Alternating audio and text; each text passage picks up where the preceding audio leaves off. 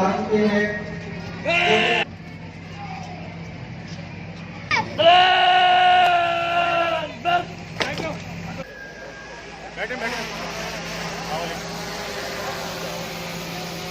9:30 का टाइम दिया था और हम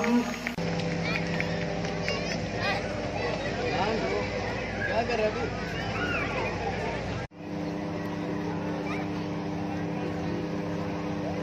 खिदमत का, सच्चाई का और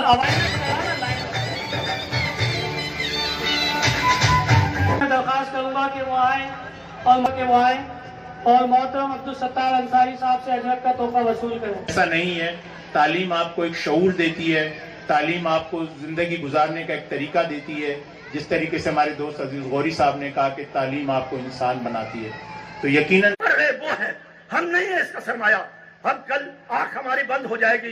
इसका असल सरमाया यहाँ के तलबा है। इसका असल सरमाया वो है जो यहाँ पढ़ने के लिए आते हैं।